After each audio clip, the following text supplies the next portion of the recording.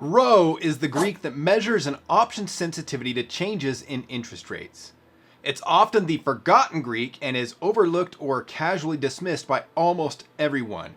In fact, most trading platforms don't even show Rho values in their Greek chain anymore. Most of the time, interest rates are such a small variable in option pricing that it really doesn't matter much. Rates don't tend to change dramatically most of the time.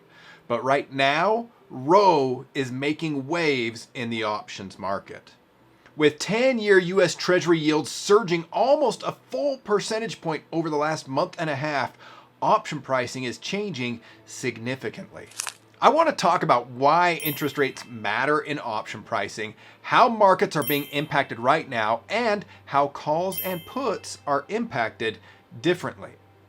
First of all, we need to understand that interest rates are a part of the option pricing model.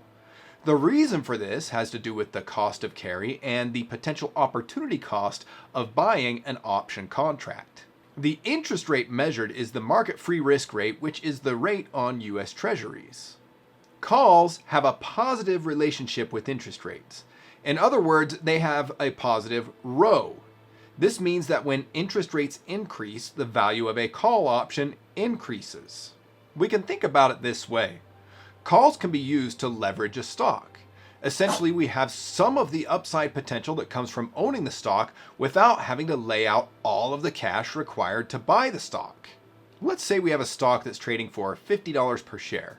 We could buy 100 shares of stock for $5,000, or we could buy a call with 60 days remaining for $10 per share, which would cost us $1,000.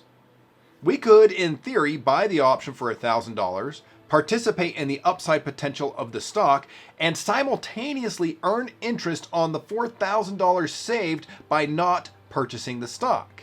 Unfortunately, there are no free rides in the market, and so the option premium will include the value of the interest on the notional value of the option. So if interest rates go up, the value of calls will go up as well. Put options have a negative relationship with interest rates. They have a negative Rho. That means that if interest rates increase, puts lose value. Well, puts can be used to leverage a stock. A put owner can profit from a drop in the stock similar to short selling a stock. Well, selling stock, whether it's stock you already own or short selling, generates cash that could earn interest. Again, let's say we have a stock that's trading for $50. Well, we could sell that stock for $5,000 and earn interest on that cash. The put option is less valuable because of that. The put option premium must include the carrying cost of not earning interest on the cash received from selling the stock. Because interest is money earned over time, options with more time on them are going to be much more affected by changes in interest rates. Also, in the money options are going to be impacted more than options that are out of the money because of the simple fact that in the money options are more expensive, and so the value of interest on that capital is higher. So why is this suddenly a big deal in option markets? Because it's not normal for interest rates to increase as much as they have lately. It's commonly thought that put options are more expensive than calls. The theory is that there is normally more demand for puts because they're used as hedging instruments. But is this always true?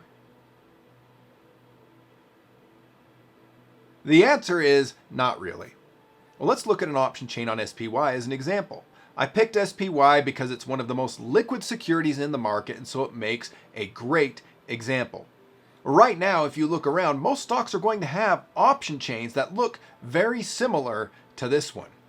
We could see very clearly that the at-the-money calls are much more expensive than the puts.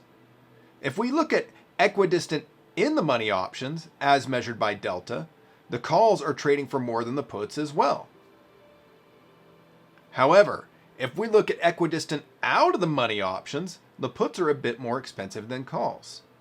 Well, this pricing phenomenon isn't entirely due to interest rates, but a big chunk of it right now is.